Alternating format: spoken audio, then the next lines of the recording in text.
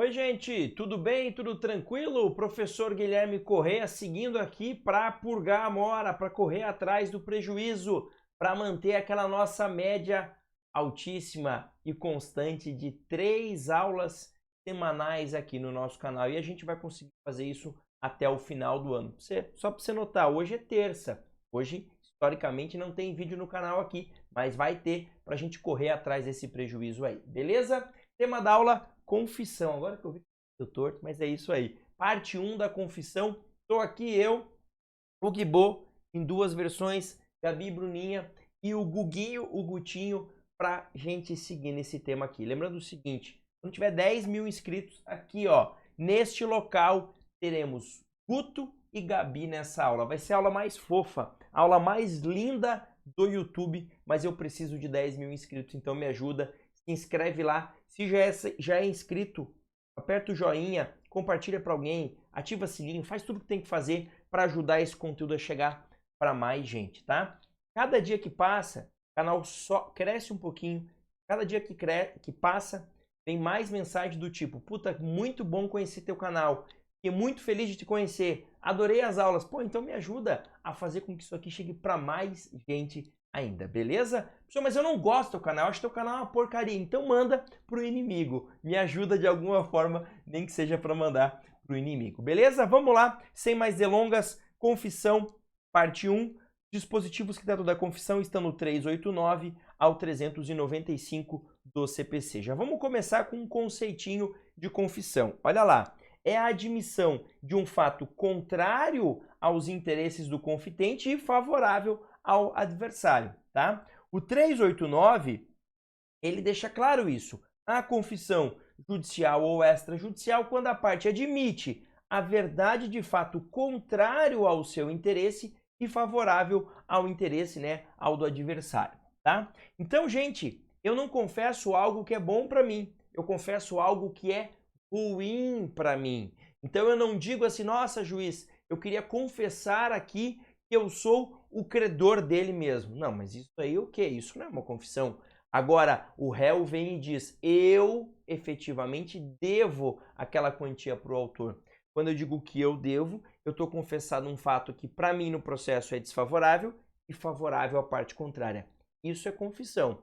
Confessar algo que me favorece não é confissão, né? Eu não vou dizer: não, eu confesso que eu passei no sinal verde. Não, isso não é confissão, tá? Lembrando que essa confissão não existe somente para o réu, pode existir para o autor. Então, aquele fato que o autor narrou, o réu pode confessar. O fato que o réu narrou na sua contestação, por exemplo, um fato novo, o autor também pode vir a confessar. Então, a confissão vale tanto para o autor quanto o réu. Veja que a lei diz, né, quando a parte, ele não deixa claro se é autor ou réu, porque pode ser tanto o autor quanto o réu, tanto faz. É mais comum a gente pensar em confissão do réu por uma razão muito simples, porque em todos os processos judiciais o autor narra fatos e às vezes o réu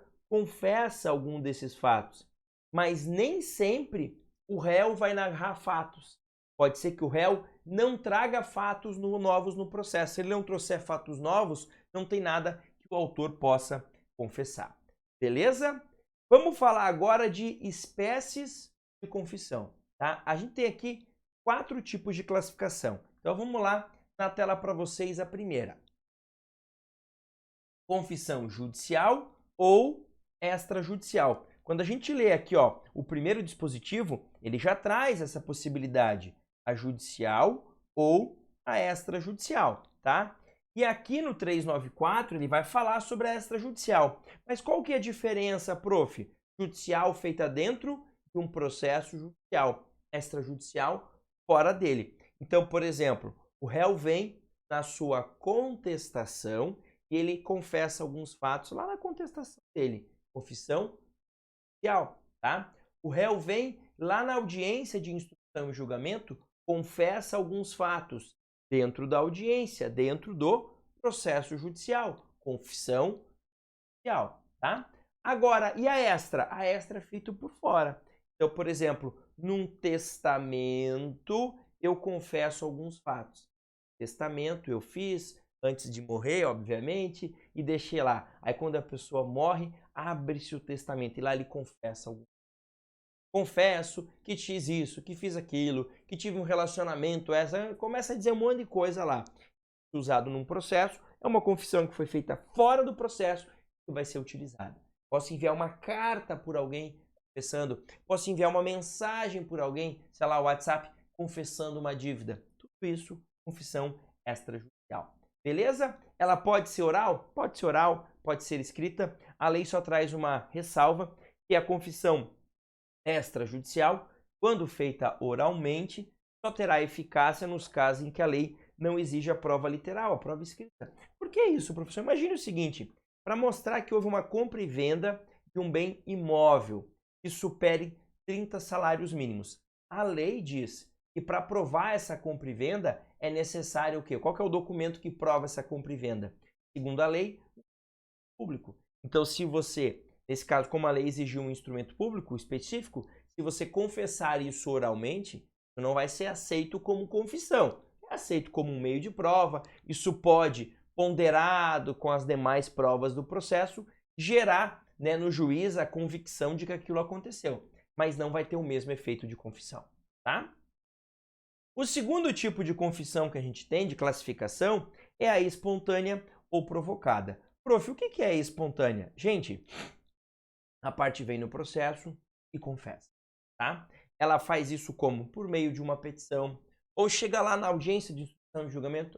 Excelência, antes de iniciar, eu queria confessar alguns fatos aqui. E já confessa. Ninguém pergunta, ninguém provoca, ninguém leva ela a essa confissão. Ela vem e o faz, tá? Importante lembrar que essa confissão pode ser feita, por exemplo, por meio do advogado, claro, desde que o advogado tenha poderes para isso. Deixa eu até molhar o bico aqui para explicar isso. Quando você parte ou outorga poderes a um advogado para te representar em juízo, você dá alguns poderes. Se você deu o poder de confessar, pode confessar por você no processo judicial? Pode, desde que ele tenha esse poder, tá? E o que é a provocada? Gente, a provocada é a que acontece lá no depoimento pessoal. Se você não assistiu a aula de depoimento pessoal, você vai acabar essa aula aqui e vai assistir. Por favor, assista, tá? Assista. São duas aulas que vieram antes dessa aulinha aqui de confissão, tá? Lá eu digo que um dos grandes objetivos do depoimento pessoal é o quê? Obter a confissão da parte. Por quê? Eu vou fazendo perguntas para fazer com que essa pessoa entre em contradição. Quando ela menos percebe, ela já confessou algum fato. É isso. Essa é a confissão provocada. Eu vou fazendo perguntas, vai que numa dessas respostas ela acaba me confessando algo. Isso é confissão provocada. Beleza?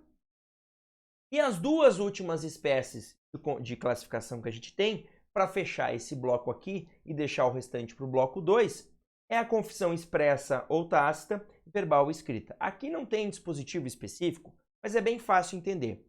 O que é a confissão expressa? Eu pergunto para você, vamos imaginar, seja uma ação judicial que envolva que um pedido seja uma indenização decorrente de um acidente de trânsito.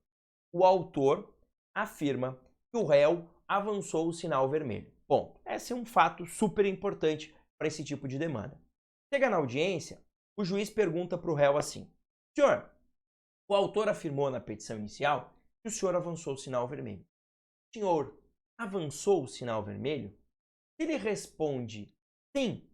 Ele está confessando expressamente que avançou o sinal vermelho. Ele disse que avançou.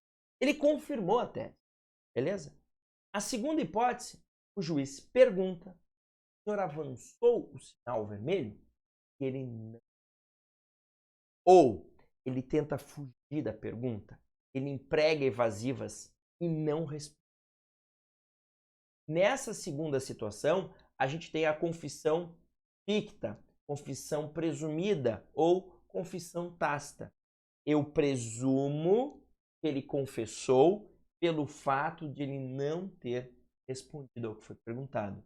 Da mesma forma, quando ele é intimado a comparecer à audiência de instrução e julgamento para prestar o depoimento pessoal e não vai. Ele sabe que tem que ir, ele sabe que se não for, os fatos que gostariam ali de ser provados contra eles poderão ser tidos como verdade, ou seja, confissão tácita também, tá? E por fim, a confissão verbal ou escrita. Verbal, feita oralmente, escrita por escrito no papel. Então, na contestação, eu apresento uma petição confessando o fato, escrita. Oralmente, eu falo, tá?